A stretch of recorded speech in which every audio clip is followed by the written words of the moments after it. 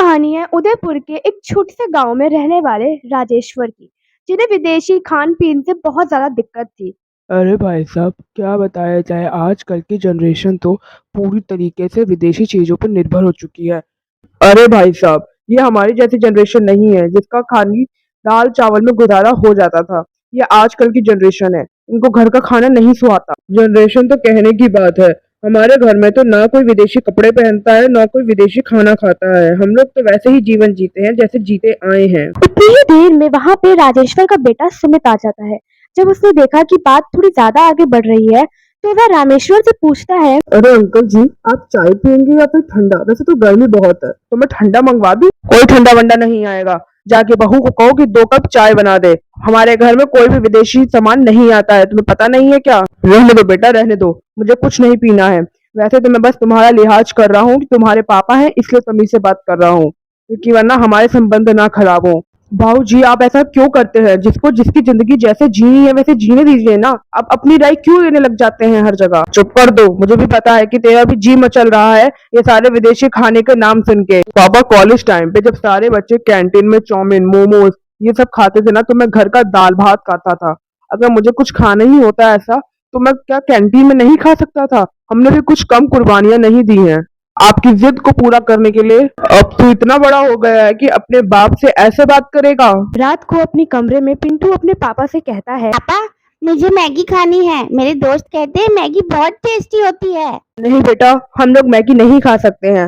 तुम्हें पता है ना कि तुम्हारे दादाजी को विदेशी खाने के नाम से भी चिढ़ हो जाती है। उनके सामने तो नाम भी मत लेना। लेकिन पापा, सब लोग तो मैगी खाते हैं, हम क्यों नहीं खा सकते?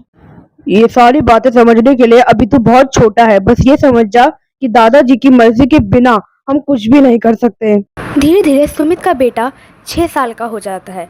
अब वो स्कूल जाना भी शुरू करता है। स्कूल में सारे बच्चे मोमोज, चाउमीन, पिज़्ज़ा लेकर आते। वही सारी विदेशी आइटम को देख के सुमित के बेटे का मन भी करता है कि वो भी उन सब चीज़ों को खाए, लेकिन उसके घर में इन सारी चीज़ों का नाम लेना भी गुनाह था। एक दिन रामेश्वर की तबीयत ठीक नहीं थी, तभी पिंटू अपने पिता के पास आता है। पापा, हमारे घर के बगल में एक पिज्ज़ा की दुकान खुली है। पहले तो मैं अपने स्कूल के दोस्तों को देखता था उनको लाते हुए, मेरा मन ललचाता था, लेकिन अब मेरा भी मन करता है खाने का, मैं भी खाऊंगा। फिर वही बात मैं तुम्हें समझाया था ना कि हमारे यहाँ विदेशी आइटम नहीं आता। अरे विनय, तो वो गलत क्या कह रहा है? वो तो बच्चा ही है ना। बच्चों वाली चीज़ अगर वो नहीं खाएगा तो क्या हम लोग खाएंगे? और वैसे भी वो इस साल पूरे 7 साल का हो जाएगा, तो तुम उसको इतना तो कर ही सकते हो ना कि तुम उसको पिज़्ज़ा खिला दो। बेटे और बीवी की बात सुन के विनय का दिल भी पसीज जाता है। वो चला जाता है घर के पास वाली दुकान पे पिज़्ज़ा लेने। तभी राजेश्वर जी बुलाते हैं। बहू, ओ बहू, पता नहीं ये बहू कहाँ गई है। थोड़ी देर बाहर गली में जाके टहल लेता हूँ, थोड़ी तबीयत में भी सुधार लगेगा। राजेश्वर जी जैसे ही बाहर टहलने निकलते हैं, तभी उनको पिज़्ज़ा की दुकान से बाहर आते हुए रामेश्वर के बेटा और बेटी दिखते हैं। तो उनको गुस्सा आता है और वो गुस्से से चिल्लाते हैं। अरे ओ मोहित, इधर तो आना। तुम रामेश्वर के बेटे हो ना? बहुत अच्छे से जानता हूँ तुम्हें मैं। कहाँ तक पढ़े हो ये बताओ जरा। जी अंकल, मैं एमए कर चुका हूँ। तो क्या तुम्हारे स्कूल में तुम्हें ये नहीं बताया गया कि विदेशी लोगों ने हमारे पे कितने टाइम तक शासन करा है? फिर भी तुम आज विदेशी सामान खाते पीते हो और पहनते ओढ़ते हो। ऐसे ही कुछ टाइम तक चलता रहता है।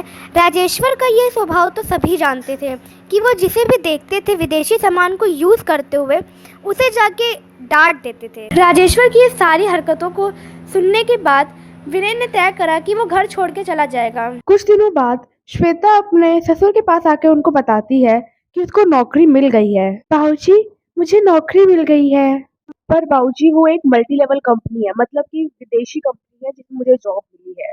बहू, मैं तुम्हें सोच कर बताता तो क्या बाबूजी, आप यहाँ पे भी अपना स्वदेशीपन दिखाएंगे? आपके स्वदेशी प्रेम की वजह से ही आज हमारा पूरा घर बिखर रहा है। ना हम अपने पसंद का खा सकते हैं, ना अपने पसंद का पहन ओढ़ सकते हैं। ठीक है बहू, तुम कर लो विदेशी कंपनी में नौकरी, कम से कम घर के हालात तो सुधरेंगे। कुछ समय बाद विनय वापस घर आ जाता है और फिर विनय और श्वेता मिलके घर को चलाते हैं।